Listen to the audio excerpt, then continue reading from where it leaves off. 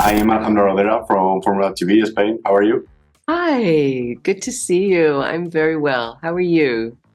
Great. I was thinking before the interview, when was the last time that I saw you on a TV show? And it was 20 years ago in the Sopranos dream sequence. So I wanted to ask you, why has it taken you so long to get involved in a TV show? And what made Apples Never Fall the ideal fit or the ideal option to try this format? I think part of it was what I had just worked on. I had finished Naiad and I had done one other indie film with Chris Pine. Chris Pine directed his first film, and I got to do that, which was a blast. So this was sort of the perfect kind of opportunity for me. I loved the material. Her books, Liane Moriarty's books, are so rich in character and plot and so fun. And it just seemed delicious. It seemed mysterious. It had a certain amount of humor, certain amount of darkness. And I talked to Melanie Marnich, the showrunner, who of course is the brainchild of the whole thing. And she was so articulate and passionate. And I just sort of said, okay, I'm going to jump in. And Melanie said that she immediately thought of you as a great fit for Joy. Did you also feel that quick connection to the character? I did feel a connection to the character.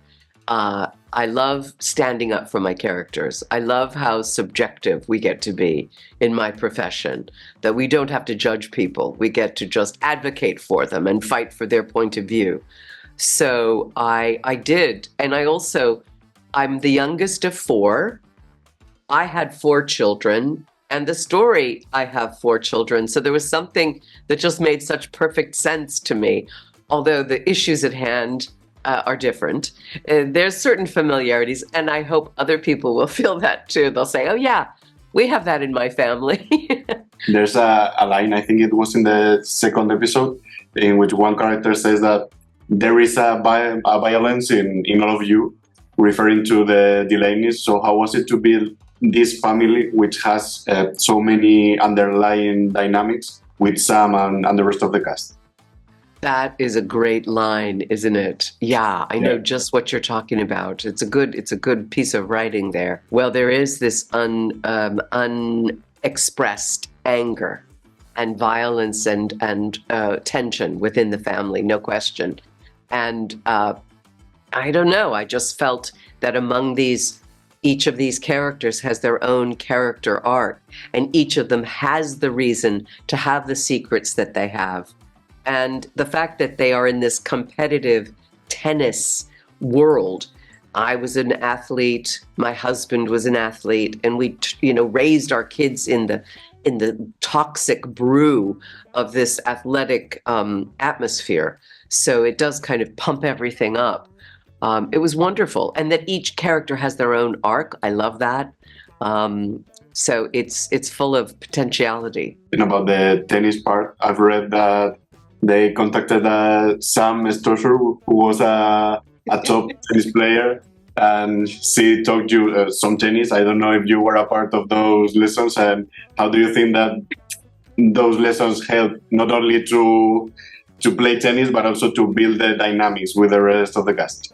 Oh, it was hysterical. I arrived in Australia, of course, I was in major jet lag. I go to my first tennis lesson, and she was my coach, this world-class professional tennis player. I was a little, in awe, to say the least. And at one point I said, well, could you show me your serve?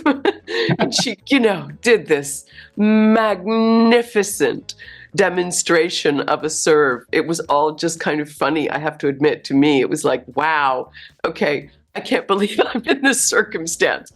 She was lovely, just the best woman and very cool. She's just retired, in fact. So it was kind of bittersweet, I think, for her. And she has a child now, she's married.